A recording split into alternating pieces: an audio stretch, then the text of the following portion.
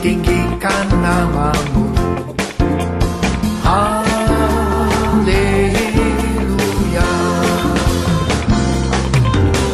Segala puji syukur hanya bagimu Tuhan, sebab Kau yang layak dipuja. Kami mau bersorak, tinggikan namamu. Haleluya.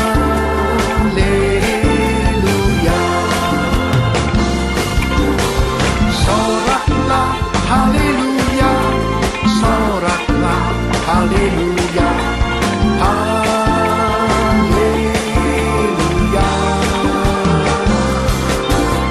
Soraklah haleluya, soraklah haleluya. Haleluya.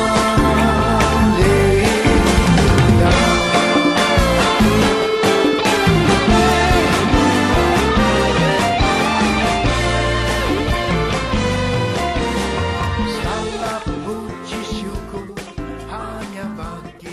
Apa kabar kalian semua hari ini? Pastinya kalian semua excited dong untuk ikut online Sunday Service.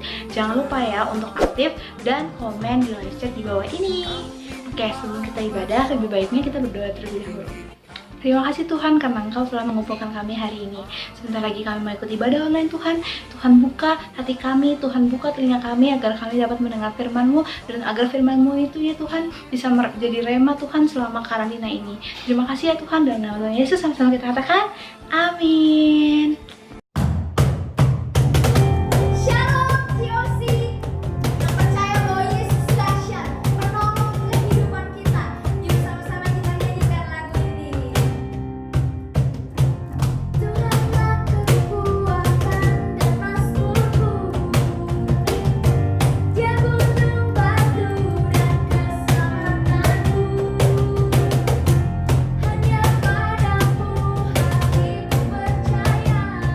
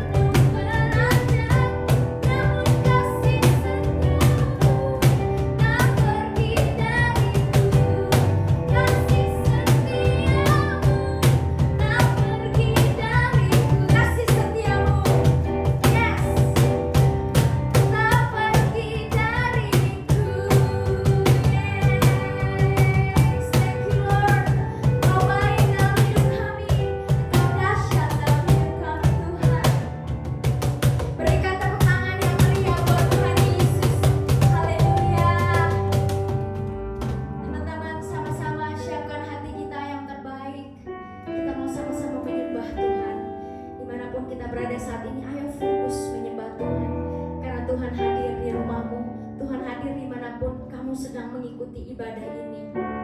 Terima kasih Tuhan Yesus, hati kami begitu percaya, begitu berserah kepadamu, karena kami tahu hidup kami ada dalam genggaman-Mu ya Tuhan. Kau tidak pernah meninggalkan kami sendirian. Thank you Lord Jesus.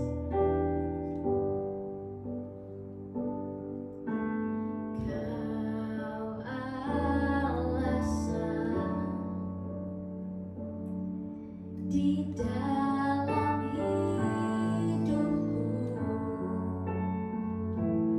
untuk berserah penuh kepadamu.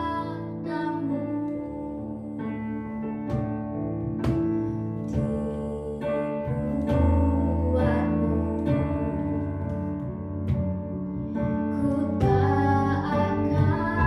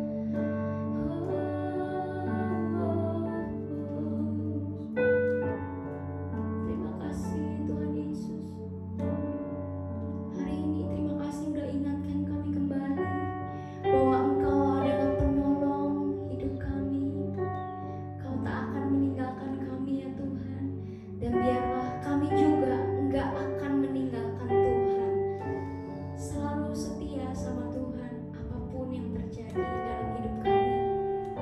Ketika semua orang di sekitar kami menyerah sekalipun, kami mau bilang kami tidak akan menyerah ya Tuhan.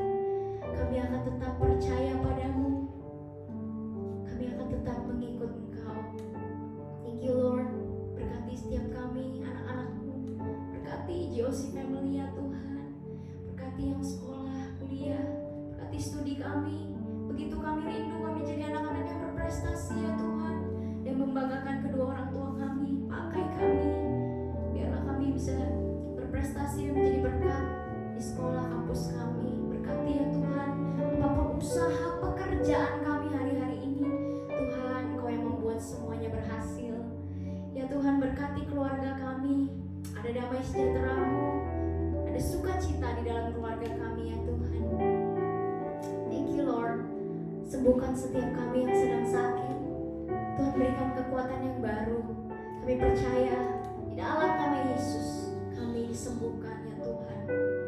Berkati bangsa kami Indonesia. Berkati Indonesia Tuhan. Tiada lelahnya kami berdoa bagi bangsa ini. Karena kami percaya Tuhan punya rancangan yang indah buat Indonesia. Kami katakan damailah Indonesiaku. Damailah Indonesiaku. Biarlah seluruh pemerintahan boleh berjalan dengan baik ya Tuhan. Seluruh orang-orang yang masih berjuang di tengah pandemi hari-hari ini terus berjuang dan akan menemukan jalan keluar di dalam Engkau. Pulihkan Indonesia, pulihkan Indonesia. Terima kasih buat hari ini Tuhan. Kami siapkan hati kami yang paling terbaik untuk duduk diam mendengarkan kebenaran-Mu. Biarlah kebenaran firman-Mu Tuhan mengubahkan hati kami, mengubahkan hidup kami. Kami lebih ngerti lagi gimana caranya untuk berani beda di tengah dunia ini hari-hari ini. Terima kasih Tuhan. Di dalam nama Tuhan Yesus Kristus kami telah berdoa dan mengucap syukur. Sama-sama kita katakan amin.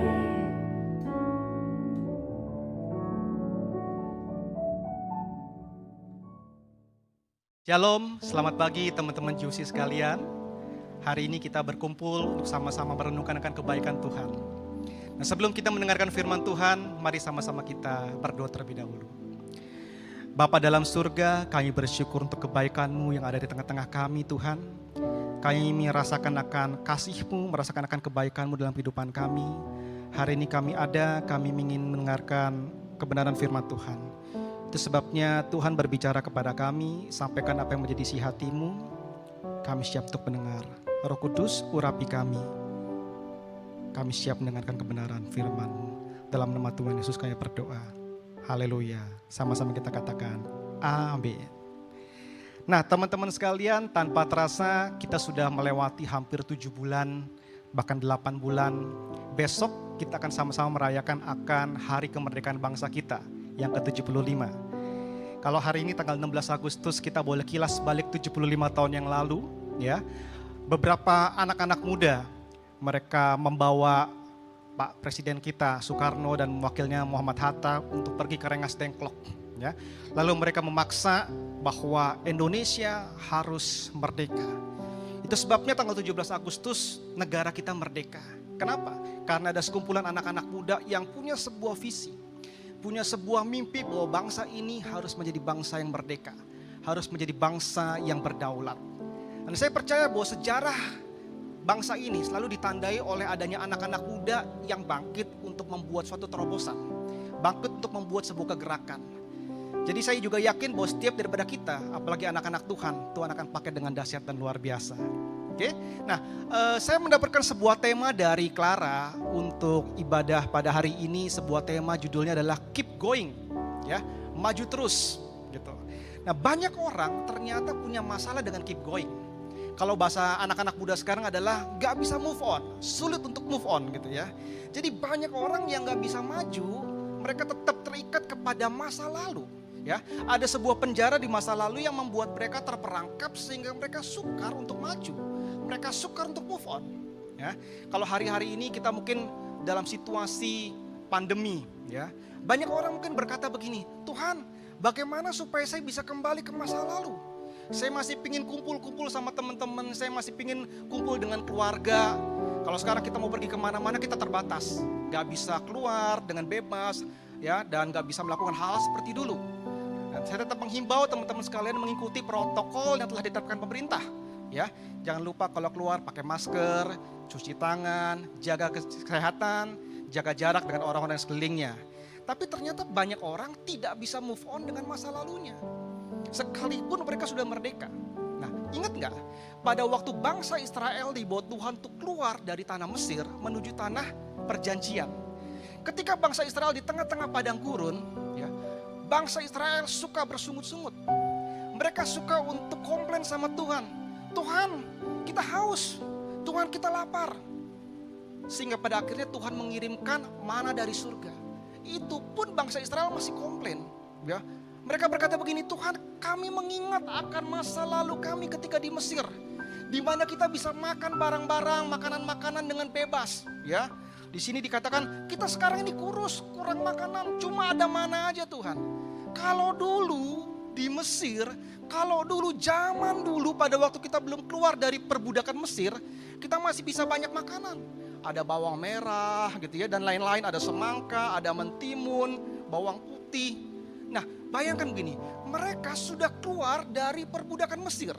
Mereka sudah mengalami akan pertolongan Tuhan yang ajaib, tetapi di tengah perjalanan menuju tanah perjanjian, mereka masih mengingat akan masa lalu. Mereka nggak bisa move on dari penjara Mesir yang masih ada dalam pikiran dan hati mereka. Ya, jadi hari ini saya ingin kasih tahu buat teman-teman sekalian begini, memasuki masa-masa yang sukar ini, kita harus tetap keep going teman-teman sekalian. Yang setuju katakan amin. Ya, kita harus tetap keep going, harus tetap move on. Kita nggak bisa mengandalkan masa lalu. Kita tidak bisa mengandalkan apa yang terjadi di masa lalu, pengalaman-pengalaman kita, keberhasilan kita, termasuk kegagalan kita. Ya, kenapa? Karena zaman terus bergerak, zaman terus berubah. Sehingga apa yang dulu relevan dengan zaman tersebut, saat ini mungkin gak relevan. Beberapa waktu yang lalu saya ngajar anak saya untuk bikin PR, teman-teman sekalian. Judulnya mengenai automation dan robotik. Ya, bagaimana saat ini banyak pekerjaan-pekerjaan yang sudah mulai digantikan dengan komputer. Banyak pekerjaan-pekerjaan yang sudah mulai digantikan dengan robot. Sehingga diperkirakan dalam waktu 10 tahun ke depan akan ada banyak pekerjaan-pekerjaan yang sudah tidak dapat lagi dilakukan oleh manusia. Karena semuanya diganti oleh robot dan komputer. Nah, saya bantu anak saya tanya begini, kamu cita-cita kamu pengen jadi apa? Anak saya bilang gini, Papa, saya mau jadi chef, mau jadi koki. Oke, sekarang kamu coba untuk belajar. Apa yang dibutuhkan oleh seorang koki untuk bisa survive di masa yang akan datang. Dan ketika dia mulai belajar, dia menemukan begini, Pak, ternyata yang namanya koki sekarang ini, itu juga sudah mulai pelan-pelan diganti dengan robot. Sudah pelan-pelan diganti dengan otomasi, ya, dengan komputer. Jadi dia bilang gini bahwa untuk resep makanan yang enak sekelas chef internasional seperti Gordon Ramsay, itu udah bisa dibikin oleh robot. Dengan kata lain, ke depannya bisa jadi koki akan mulai tergeserkan dengan yang namanya komputer atau robot. Nah, sahabat terkasih, ternyata apa yang hari ini masih ada, apa yang masa lalu masih ada, di masa yang akan datang belum tentu ada. Itu sebabnya mari sama-sama kita tidak boleh mengandalkan akan keberhasilan kita, pengalaman kita, termasuk kegagalan kita di masa lalu. Ya, nah, apa yang membuat penjara sehingga kita sukar untuk move on? Apa yang membuat kita terikat pada masa lalu sehingga kita tuh nggak bisa untuk terus keep going? Itu adalah yang namanya mindset. Itu adalah yang namanya pikiran. Ya, pikiran yang membuat kita itu sukar untuk bisa move on.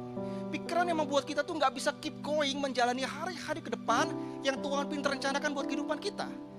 Kalau kita mengatakan bahwa rancangan Tuhan ialah rancangan damai sejahtera dan bukan rancangan kecelakaan. Tetapi ternyata pikiran kita membuat kita terpenjara oleh masa lalu kita, oleh masa saat ini, sehingga kita sukar untuk bergerak. Jawabannya adalah begini, karena banyak di antara kita gak bisa move on, karena kita takut. Takut, ya, takut apa? Kita takut gagal. Banyak orang takut untuk mencoba, banyak orang takut untuk melangkah. Karena mereka berasa gini, saya gak bisa. Kalau saya melakukan ini, saya pasti nanti gagal. Banyak orang takut untuk salah melangkah. Banyak orang takut untuk dipermalukan. Banyak orang takut untuk terluka ketika mencoba.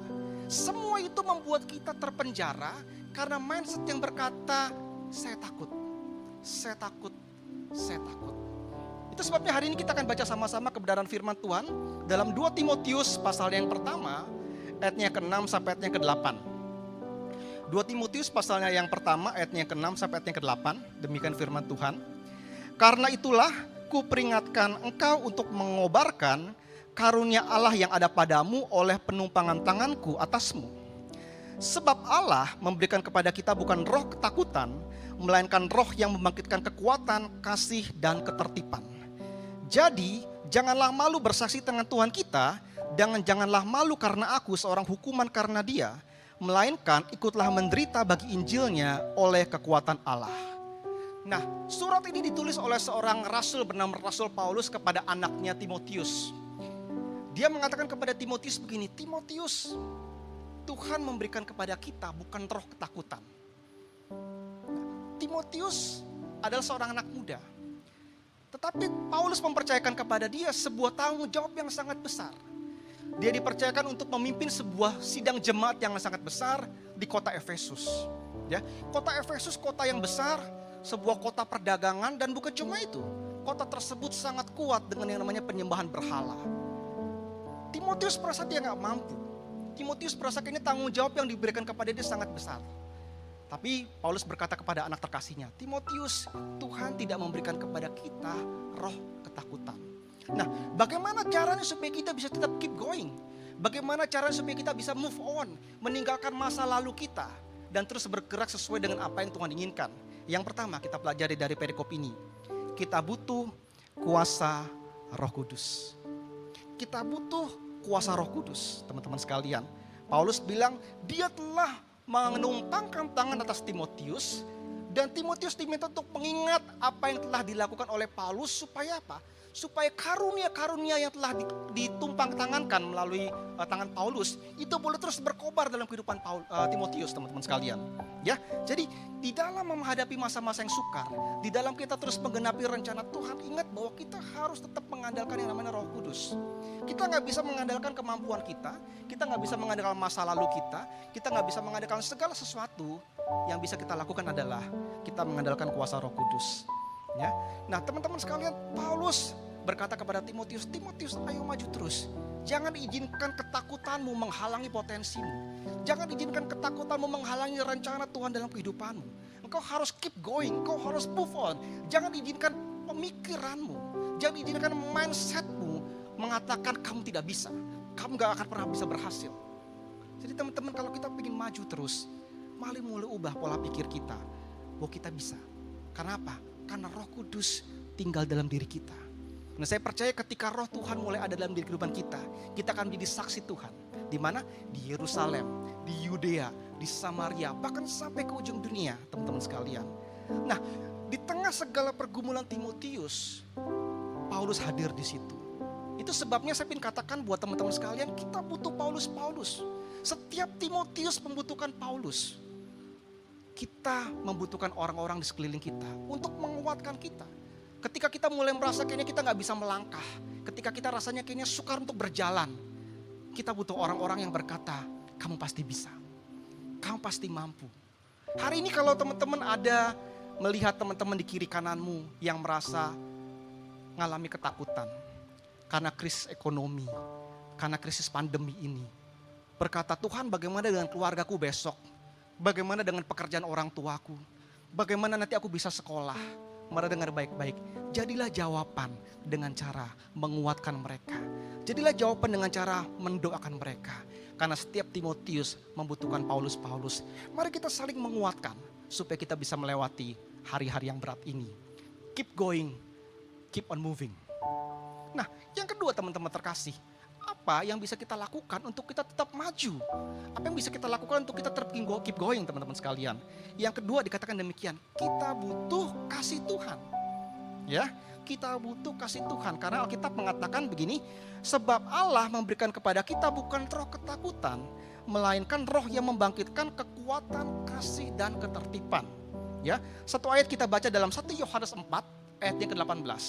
1 Yohanes 4 ayat 18 dikatakan demikian. Di dalam kasih tidak ada ketakutan. Kasih yang sempurna melenyapkan ketakutan, sebab ketakutan mengandung hukuman, dan barang siapa takut, ia tidak sempurna di dalam kasih. Nah, mari garis bawahi perkataan Yohanes. Yohanes dikenal sebagai rasul kasih. Dia bilang begini, di dalam kasih tidak ada ketakutan. Dan saya percaya di dalam kasih tidak ada ketakutan. Dan siapa kasih itu? Alkitab mengatakan bahwa God is love. Allah adalah kasih. Jadi kenapa kita bisa punya keberanian? Sederhana, kita bisa move on, kita bisa melangkah, kita bisa melewati masa-masa yang sukar, tidak melihat ke belakang karena kasih Allah ada di dalam diri kita. Kalau kita punya kasih Allah, maka di dalam kasih tidak ada ketakutan. Artinya kalau kasih Allah melimpah dalam kehidupan kita, maka seharusnya kita punya keberanian untuk menatap hari esok. Kita punya keberanian untuk melangkah dan terus maju. Sebab Tuhan beserta dengan kita. Nah, teman-teman sekalian, orang yang jatuh cinta, ya, itu dia berani untuk melakukan banyak hal. Orang yang sedang jatuh cinta, dia mampu untuk melakukan hal-hal yang kadang-kadang dilihat orang kelihatannya aneh. Ya, orang yang penuh dengan kasih itu berani untuk melakukan hal-hal yang mungkin tidak berani dilakukan oleh orang lain. Saya ingat ketika anak saya mulai besar, ya, ketika kandungan istri saya mulai besar dan tiba waktunya untuk istri saya harus melahirkan. Ya, setiap wanita mengalami sebuah proses yang namanya bersalin itu tidak mudah. Tetapi ketika dia mulai melakukan yang namanya proses persalinan, saya bisa merasakan bahwa sebenarnya ada kekhawatiran dan ketakutan. Tetapi kasih yang menginginkan agar anak yang ada di dalam rahim tersebut bisa keluar, kasih tersebut mengalahkan segala ketakutan. Sekalipun mungkin banyak orang berkata, waduh nanti dioperasi gimana? Bagaimana nanti dengan persalinan normal seperti apa? Banyak orang merasa takut teman-teman sekalian. Tetapi kasih seorang ibu ingin agar anak yang ada dalam rahimnya tersebut bisa lahir dengan selamat. Nah, kasih seperti itu. Banyak orang yang pada akhirnya kalau kita ngelihat rela meninggalkan segala sesuatu hanya karena seseorang yang dia kasihi. Saya ingat kisah ketika Kaisar Jepang, ya, memutuskan untuk pada akhirnya menikahi seorang wanita perempuan yang bukan dari strata kekaisaran atau strata bangsawan, seorang wanita dari rakyat jelata. Ketika di kerajaan Inggris juga kita ingat sebuah kisah Pangeran Harry, Prince Harry, ya, dia meninggalkan segala kebangsawanannya hanya memutuskan untuk menikahi seorang wanita biasa. Sekalipun pada waktu itu orang berkata, kalau kamu melakukan hal seperti ini, kamu akan kehilangan banyak hal. Tetapi kasih, dia berani melakukan segala sesuatu untuk orang-orang yang dia kasihi. Itu sebabnya teman-teman sekalian, di mana ada cinta, di mana ada kasih, selalu dapat mengatasi ketakutan. Kalau hari-hari terakhir ini kita merasa takut dan khawatir dengan masa depan kita, mari dengar baik-baik. Datang kembali kepada sumber kasih. Datang kembali kepada Allah yang merupakan kasih itu sendiri. Ketika kita memiliki kasih Allah dalam kehidupan kita, saya percaya kita akan mampu untuk move on. Saya percaya kita akan mampu untuk keep going. Kalau hari-hari ini kau merasa kayaknya Tuhan, kasih saya terhadap Tuhan mulai kering. Saya merasa kayaknya hidup saya penuh dengan kekhawatiran. Yuk, mari ini hari yang tepat, saat yang tepat untuk kita kembali kepada kasih-Nya Tuhan. Minta kasih Tuhan untuk memenuhi kehidupan kita. Yang ketiga dan terakhir teman-teman sekalian, apa yang harus kita lakukan untuk kita bisa tetap keep going, terus move on? Yang pertama dan kedua, ketiga, ya tadi kita udah bahas sama-sama. Yang ketiga dan terakhir, saya ingin ajak tuh teman-teman melihat kita harus punya mindset bahwa kita dipanggil untuk menderita. Kita dipanggil untuk menderita, ya. Ayat 8 tadi dikatakan demikian. Jadi janganlah malu bersaksi tentang Tuhan kita, dan janganlah malu karena aku seorang hukuman karena Dia, melainkan ikutlah menderita bagi Injilnya oleh kekuatan Allah, ya. Jadi teman-teman harus tahu, Paulus ketika dia menguatkan Timotius, bukan cuma sekedar dia mendoakan, mengobarkan karunia, memberikan kata-kata encouragement, tetapi Paulus memberikan sebuah change of mindset bahwa begini, Timotius, ingat bahwa kamu melayani Tuhan, mengikut Tuhan, kamu juga harus siap yang namanya mengalami penderitaan. Karena mengikut Tuhan itu bukan hal yang mudah. Mengikut Yesus tidak dikatakan bahwa mengikut Yesus itu selalu aman, tidak ada masalah. No, Paulus bilang begini, siaplah untuk menderita. Ya, 1 Petrus 2 ayat terakhir Dikatakan lagi 1 Petrus 2 ayat 21. Sebab untuk itulah kamu dipanggil, karena Kristus pun telah menderita untuk kamu, dan kamu telah meninggalkan teladan bagimu, supaya kamu mengikuti jejaknya. Ya, dikatakan Petrus bilang begini, kamu dipanggil untuk menderita. Supaya apa? Supaya kita mengikuti jejaknya Tuhan. Jadi GOC, Generation of Change, mari dengar baik-baik. Sebelum kita bicara mengenai mengubah bangsa, mengubah dunia, mari mulai dengan mengubah pola pikir kita. Bahwa kita dipanggil untuk menderita.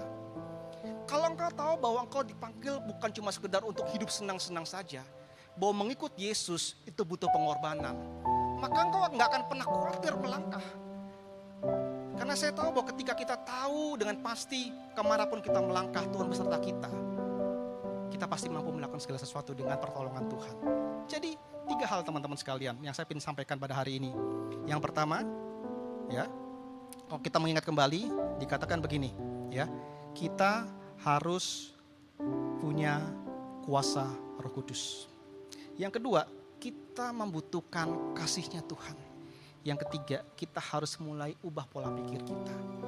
Ya, mengikuti Yesus tidak mudah. Mengikuti Yesus tidak berbicara tidak ada badai masalah. Tapi satu yang saya mau katakan, sekalipun ada badai masalah, Tuhan beserta dengan kita. Dan itu lebih dari cukup. Itu sebabnya memasuki 75 tahun Indonesia merdeka, saya berdoa biar bangkit generasi Yeremia. Generasi yang cinta Tuhan. Generasi yang akan terus maju. Keep going, move on. Melakukan amanat agung. Menggenapi rencana Tuhan bagi bangsa kita. Tuhan Yesus memberkati kita semua. Mari kita berdoa bersama-sama. Bapa dalam surga, kami mengucap syukur untuk hari ini. Kami telah dengar firman-Mu Tuhan, bahwa Engkau menginginkan kami Tuhan untuk terus mengandalkan kuasa Roh Kudus, untuk saling terus menguatkan satu dengan yang lain di hari-hari yang sukar ini. Kami diingatkan Tuhan untuk kami terus harus memiliki kasih-Mu. Hari ini Tuhan, kalau kami mengalami kelelahan, kalau kami mengalami banyak pergumulan, kalau kami mengalami banyak ketakutan, kami mau datang kembali kepada Tuhan sumber kasih itu. Penuhi kami kembali Tuhan dengan kasih-Mu Tuhan, agar kami bisa kembali kuat untuk menjalani hari-hari ini.